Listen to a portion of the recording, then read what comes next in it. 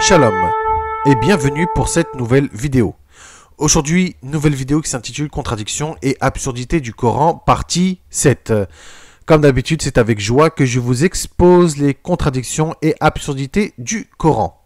Le Coran lui-même se déclare être un livre glorieux, parfait, conservé sur des tablettes auprès d'Allah dans le ciel, comme est écrit dans la sourate 85, versets 21-22. Mais si le Coran est un livre parfait venant d'Allah, alors il ne devrait pas y avoir des contradictions. Il ne devrait avoir aucune contradiction. Bien sûr, les musulmans nieront l'existence de contradictions dans le Coran, puisque eux-mêmes déclarent que le Coran est une révélation divine, sans aucune contradiction, sans aucune faute, ou quoi que ce soit. Pourtant, c'est le sens inverse. Il y a énormément de contradictions, énormément de fautes, d'erreurs, énormément d'absurdités. Une contradiction se produit lorsqu'une déclaration sur un sujet exclut la possibilité d'une autre. Et le Coran se contredit du début jusqu'à la fin. C'est pour cela que je fais ces vidéos pour vous prouver que le Coran est un livre rempli de contradictions. Bien, sans plus attendre, je vous laisse découvrir cette vidéo et j'espère que cette vidéo vous plaira. Je vais commencer cette vidéo avec une erreur monumentale du Coran. Le Coran désigne l'islam comme la seule et véritable religion d'Ibrahim, donc Abraham, religion du pur monothéisme choisie par Allah, qui surpasse toutes les autres, et que les autres religions n'appartiennent pas à Ibrahim. Pourtant, le Coran n'est même pas au courant qu'il y a eu un changement de nom à Abraham. Et oui, puisque Abraham s'appelait Abram avant qu'il entre dans l'alliance de Dieu. Tout comme Sarah, elle s'appelait Sarai au début. Et lorsque Abram et Sarai sont rentrés dans l'alliance de l'Éternel, Sarai est devenue Sarah et Abram est devenu Abraham. Sauf que le Coran n'est pas au courant de cela. Je vais commencer par lire la Genèse, chapitre 17, versets 1 à 5. Il est écrit, « Lorsqu'Abram fut âgé de 99 ans, l'Éternel apparut à Abram et lui dit, « Je suis le Dieu Tout-Puissant. Marche devant ma face et sois intègre. J'établirai mon alliance entre moi et toi, et je te multiplierai à l'infini. » Abram tomba sur sa face, et l'Éternel lui parla en disant, « Voici mon alliance que je fais avec toi. Tu deviendras père d'une multitude de nations. On ne t'appellera plus Abram, mais ton nom sera Abraham, car je te rends père d'une multitude de nations. » Ça, c'est Genèse chapitre 17, versets 1 à 5. Abram est devenu Abraham, tout comme Sarai est devenu Sarah. Eh bien, le Coran n'est même pas au courant de ce changement de nom, puisque le Coran parle d'Abraham comme étant son nom depuis sa jeunesse. Donc, le Coran déclare que Abraham, le nouveau nom d'Abraham, était resté le même. Écoutez bien la sourate 21, verset 60. Il est écrit, certains dirent, nous avons entendu un jeune homme médire d'elle, il s'appelle Abraham. Alors là, si ça ce n'est pas une erreur monumentale, si l'islam est la seule et véritable religion d'Ibrahim, comment cela se fait-il que le Coran n'est pas au courant du changement d'Abraham en Abraham? Et après, le Coran se dira parfait, sans contradiction et sans aucune faute. Bien, nous allons continuer avec une deuxième faute monumentale, puisque selon la sourate 5, verset 20, Moussa, donc Moïse, dit au peuple d'Israël qu'il y avait des prophètes et des rois avant lui. Il est écrit, souvenez-vous lorsque Moussa dit à son peuple, ô mon peuple, rappelez-vous le bienfait d'Allah sur vous, lorsqu'il a désigné parmi vous des prophètes et il a fait de vous des rois. Et il vous a donné ce qu'il n'avait donné à nul autre au monde. Sourate 5, verset 20, je tiens à le rappeler. D'ailleurs, Moïse n'aurait pas pu dire une telle chose. Parce qu'Israël est devenu un peuple distinctif que pendant son séjour en Égypte. Et la plupart du temps, ils étaient esclaves des Égyptiens.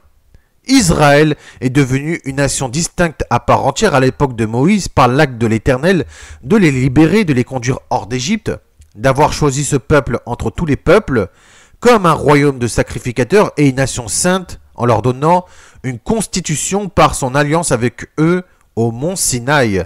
Exode chapitre 19 versets 5 à 6. Le tout premier prophète d'Israël fut Moïse et le tout premier roi d'Israël fut Saul, Shaoul. D'ailleurs, Shaoul commença son règne environ 400 ans après Moïse. Donc le premier roi d'Israël est apparu 400 ans après Moïse. Par conséquent, au moment où Moïse se tenait devant le peuple d'Israël, il n'y avait pas encore eu de prophète ni de roi parmi eux.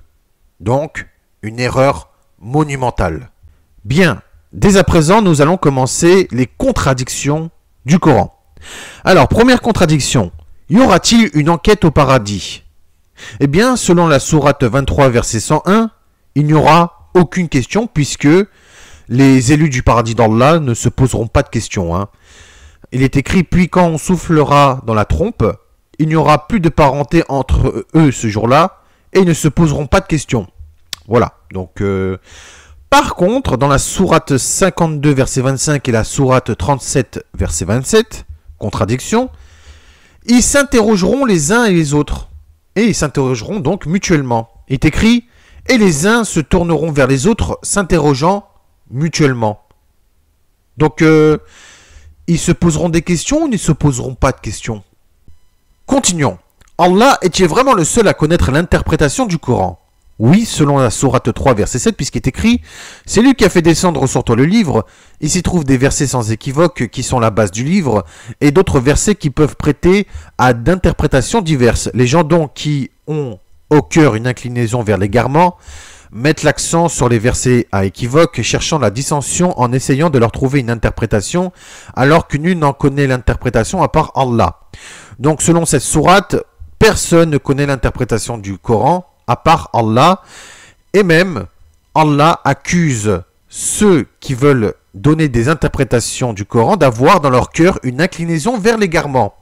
Donc tous les savants musulmans et tous les musulmans qui donnent des interprétations du Coran sont dans l'égarement total, puisque eux-mêmes ne connaissent pas l'interprétation du Coran, mais en plus, selon Allah, ils ont dans leur cœur une inclinaison vers l'égarement.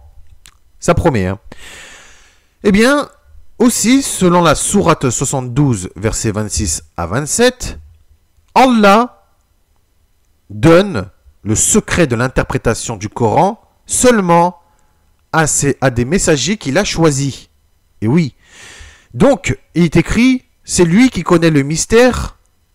Il ne dévoile son mystère à personne, sauf à celui qu'il agrée comme messager et qui fait précéder et suivre des gardiens vigilants. Donc, selon la sourate 3, verset 7, c'est Allah seulement qui connaît l'interprétation du Coran, personne d'autre, alors que dans la sourate 72, verset 26 à 27, Allah dévoile le mystère à des messagers qu'il a choisis, donc eux-mêmes connaissent à la fois l'interprétation du Coran et à la fois le mystère divin. Continuons. L'intersection au jour du jugement sera-t-il possible ou pas? Eh bien, la réponse est non selon la sourate 2, verset 123, sourate 2, verset 254, sourate 6, verset 51, sourate 82, verset 18 à 19, etc. Prenons la sourate 2, verset 123, il est écrit « Et redoutez le jour où nulle âme ne bénéficiera à une autre, où l'on n'acceptera d'elle aucune compensation, et où aucune intersection ne lui sera utile, et ne seront point secourus. » Donc, selon ces sourates, même le secours de Mohammed ne servira à rien. Et là, grosse contradiction, puisque finalement l'intersection au jour du jugement sera possible. selon la sourate 20, verset 109, sourate 34, verset 23, sourate 43, verset 86, sourate 53, verset 26, etc. Il est écrit: ce jour-là, l'intersection ne profitera qu'à celui auquel le tout miséricordieux aura donné sa permission et dont il agréa la parole. Alors, un coup c'est non, l'intersection ne sera d'aucune utilité pour tout le monde, que Allah ne permettra pas de donner la parole à quiconque, alors que oui, finalement, l'intersection sera possible et l'intercession ne profitera qu'à celui auquel Allah aura donné sa permission et dont il agréa la parole. Donc il faut savoir. Hein. Continuons. Où est Allah et son trône? Eh bien, selon la sourate 50, verset 16, Allah est plus proche de l'homme que de sa veine jugulaire. Mais aussi, il est, à l'heure actuelle, sur le trône.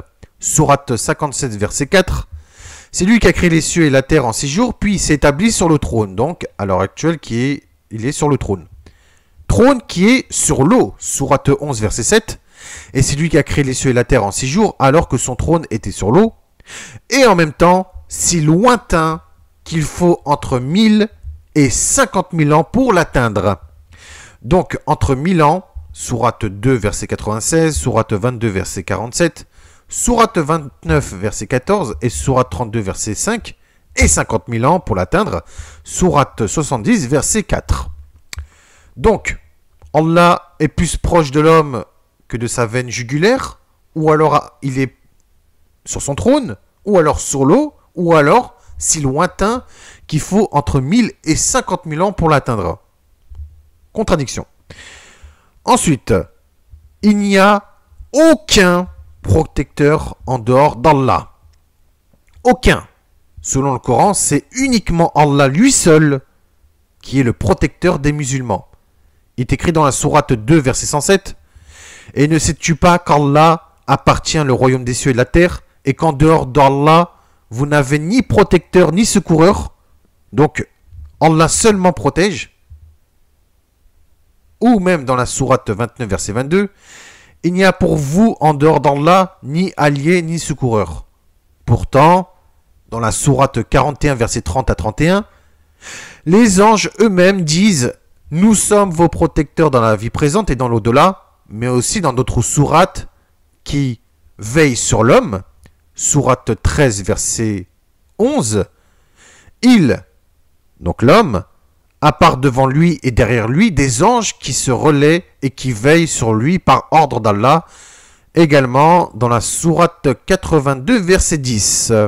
Un coup c'est Allah seulement et personne d'autre. Un coup ce sont des anges. Voilà. Ensuite, Allah est-il le seul wali? Wali, c'est-à-dire protecteur, aide, ami. D'une part, Allah est censé être le seul wali. Il n'y a pas d'autre protecteur, aide ou ami. Comme est écrit dans la sourate 9, verset 116, sourate 17, verset 111, sourate 32, verset 4, sourate 42, verset 28, il est écrit: à Allah appartient la royauté des cieux et la terre, il donne la vie et il donne la mort, et il n'y a pour vous en dehors d'Allah ni allié ni protecteur. Donc, seulement Allah est le seul wali pour les musulmans. D'autre part, le messager d'Allah et les croyants sont des walis. Il est écrit: vous n'avez d'autre allié qu'Allah, son messager, et les croyants qui accomplissent la salat, s'acquittent de la zakat et s'inclinent devant Allah. Sourate 5, verset 55. Également, les croyants sont des walis entre eux. Comme est écrit dans la sourate 9, verset 71. Les croyants et les croyantes sont alliés les uns des autres. Voilà, donc. Et que Allah a des walis. Il est écrit dans la sourate 10, verset 62. Absolument, les alliés de Allah n'ont rien à craindre et ne seront pas peinés. Mais en même temps, Allah, il élève des walis. Sourate 4, verset 75. Seigneur, fais-nous sortir de cette cité dont les gens sont injustes et assigne-nous de ta part un allié et assigne-nous de ta part un secoureur. Donc, alors, qui est le seul wali pour les musulmans? Allah, ou alors le messager d'Allah avec les croyants, ou les croyants entre eux, ou bien que Allah lui-même a des walis ou que Allah fait sortir des walis et qu'il élève des walis. Voilà, donc nous ne savons pas. Ensuite, le Coran dit qu'il n'y a pas d'autre juge qu'Allah et qu'il ne permet pas à quiconque de participer à sa prise de décision ou à sa règle. Écoutez bien, Sourate 6, verset 114. Chercherai-je un autre juge qu'Allah alors que c'est lui qui a fait descendre vers vous ce livre bien exposé, Ou alors, Sourate 18, verset 26, ils n'ont aucun allié en dehors de lui et ils n'associent personne dans son jugement. Mais ailleurs dans le Coran, Mohammed partage les décisions d'Allah et de ses jugements. Et oui, Sourate 4, verset 59, ô les croyants, obéissez à Allah et obéissez aux messagers, et à ceux d'entre vous qui détiennent le commandement.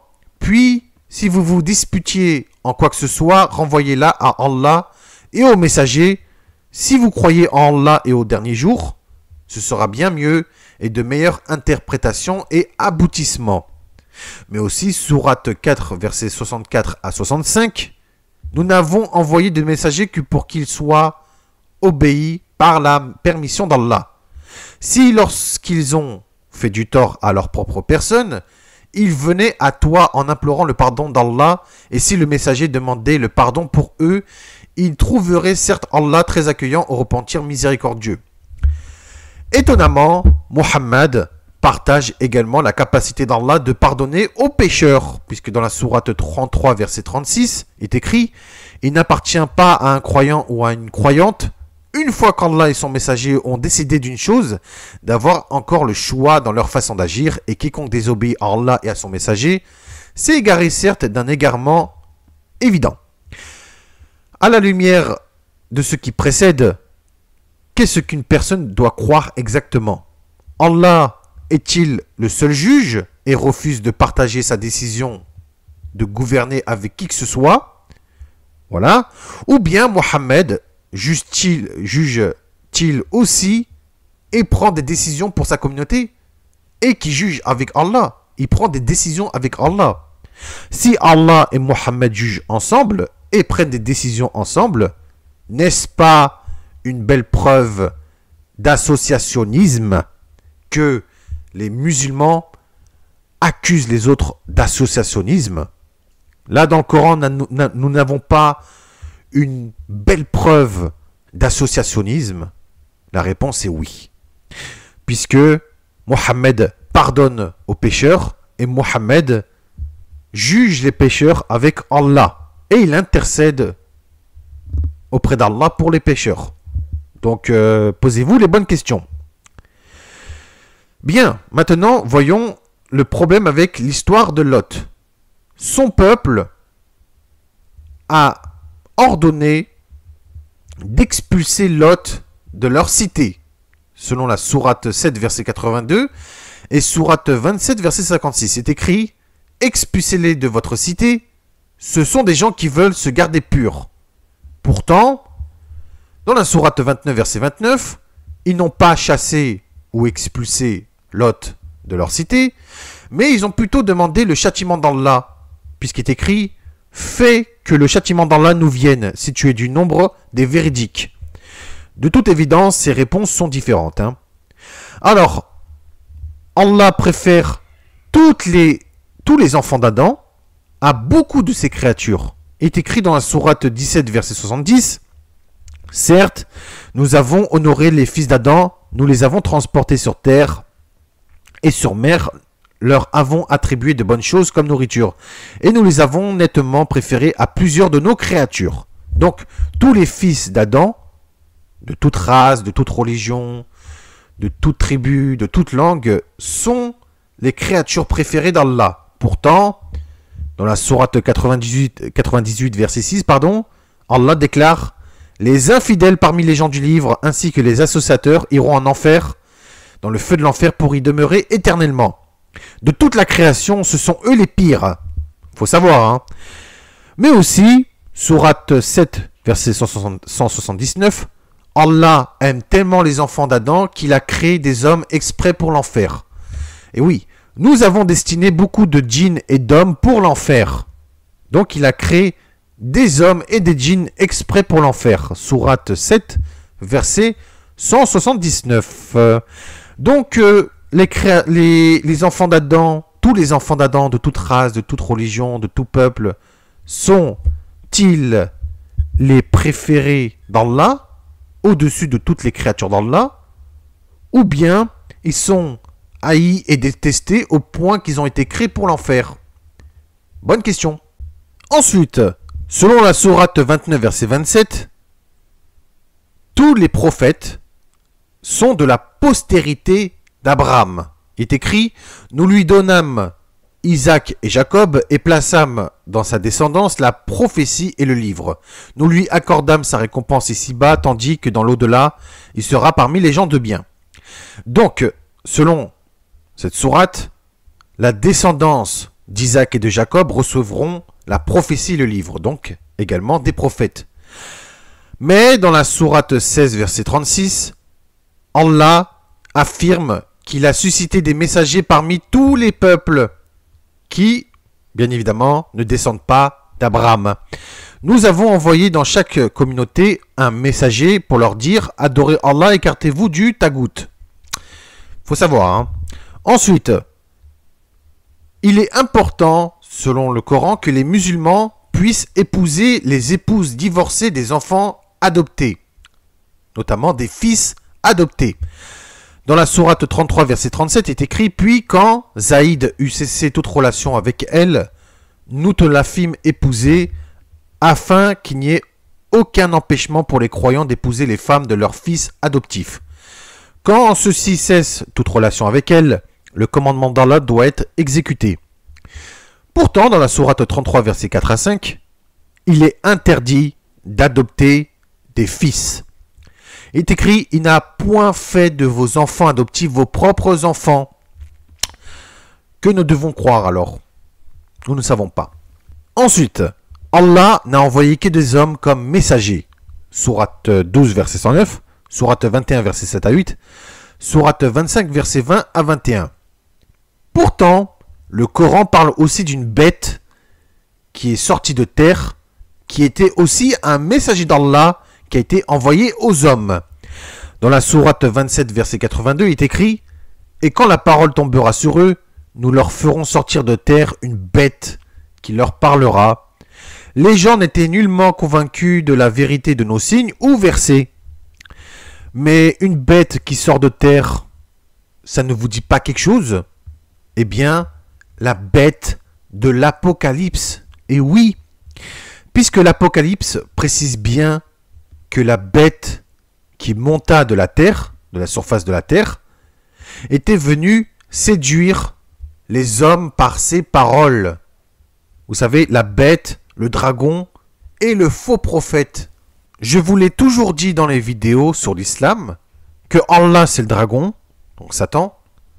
La bête, bah là vous avez la preuve dans la sourate 27, verset 82. Et le faux prophète, et tout simplement Mohammed. En plus, dans la sourate 27-82, c'est Allah lui-même qui a fait sortir la bête de la terre. N'est-ce pas une preuve de plus que Allah est tout simplement le dragon de l'Apocalypse, donc Satan? La bête, ben voilà, vous avez la preuve. Et Mohammed, le faux prophète. Il est bien précisé dans Apocalypse chapitre 13, versets 11 à 14, qu'une bête montera de la surface à la terre pour séduire les hommes de toute langue, de toute tribu, de toute nation. Et tous ceux qui ont été séduits par la bête recevront la marque 666 sur leur main, donc la main droite, et sur leur front. Donc là, nous avons la preuve que Allah, c'est le dragon, la bête, ben, c'est Allah qui va envoyer la bête, et le faux prophète est Mohammed. Ce qui est assez étonnant, c'est que l'Apocalypse précise bien que la bête a séduit tous les hommes, de toute race, de toute tribu, de toute nation, alors que dans le Coran, la bête n'a pas séduit les hommes. Donc voilà. Ensuite, il y a une contradiction très claire entre deux versets. Puisqu'à la sourate 51, verset 56, Allah déclare qu'il n'a créé les djinns et les hommes que pour qu'ils l'adorent. Mais au verset suivant, donc sourate 51, verset 57, Allah, finalement, n'a pas besoin d'être servi, puisqu'il déclare « Je ne cherche pas d'eux une subsistance et je ne veux pas qu'ils me nourrissent. » Donc, Allah ne veut pas être servi. Même chose dans la sourate 35, verset 15. « Ô gens, vous êtes ceux qui ont besoin d'Allah, tandis qu'Allah n'a besoin de personne, le plus digne de louange. » Mais alors, si Allah n'a pas besoin d'être servi et qu'il n'a pas besoin de personne, pourquoi il a créé les hommes et les djinns pour le servir et pour l'adorer? C'est contradictoire. Et enfin, nous allons finir cette vidéo avec une totale absurdité. Dans le Coran, nous avons trouvé des fourmis parlantes, un oiseau huppe qui parle, proclame même la shahada, il n'y a pas d'autre Dieu qu'Allah, et qui s'entretient avec Suleiman. Maintenant, nous avons une statue en or, donc le veau d'or, qui se met à mugir. Voilà. Sourate 20, verset 88. Puis, il a produit pour eux un corps de veau semblant mugir. Ils ont alors dit, c'est votre divinité et la divinité de Moïse. Il avait oublié. Alors, mugir, c'est pousser un cri prolongé, vibrant, grave et sonore que les bœufs et les vaches produisent. Hein. Les bœufs et les vaches mugissent. Donc, alors, comment une statue en or peut-il gémir comme une vache vivante? Comment pouvait-il mugir? Allah a-t-il donné un miracle à cette fausse idole? Même si l'idolâtrie est un grave péché impardonnable, si détesté par lui, et que Allah déteste l'associationnisme avec des idoles, c'est bizarre, pourquoi il a fait un miracle à cette statue? D'ailleurs, grosse contradiction, puisqu'au verset suivant, donc la sourate 20, verset 89, l'idole ne peut produire aucun son ni aucune parole, puisqu'il est écrit « Quoi? Ne voyait-il pas qu'il, donc le veau, ne leur rendait aucune parole et qu'il ne possédait aucun moyen de leur nuire ou de leur faire du bien? Mais si la statue du veau d'or ne rendait aucune parole, pourquoi, au verset précédent, il a mugi? Pourquoi il a poussé un cri?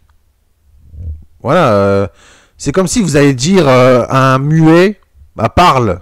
Il va pas parler, il va pas. Voilà, c'est n'importe quoi. C'est voilà. C'est complètement absurde. Bien, c'est maintenant la fin de cette vidéo. J'espère que cette vidéo vous aurait plu. Et j'espère une fois de plus que vous aurez vu la vérité sur l'islam. Là, il y a énormément de contradictions. Il y a énormément d'erreurs. Là, il n'y a plus d'excuses pour ceux qui disent que le Coran est parfait, sans contradiction, sans faute. Alors que là, il n'y a que des erreurs, des contradictions, des fautes. C'est incroyable. Même moi, je ne comprends toujours pas comment ça se fait qu'il y a des personnes qui continuent à croire au Coran et surtout à croire en l'islam. Il y a énormément d'erreurs. On voit bien que l'islam est une fausse religion et que le Coran n'est pas une révélation divine, mais une révélation écrite par l'homme lui-même. Bien. Prenez soin de vous et de vos proches. Je vous dis à très bientôt pour une nouvelle vidéo, si Dieu le veut. En attendant, comme d'habitude, portez-vous bien. C'est très important. Shalom, merci de m'avoir écouté.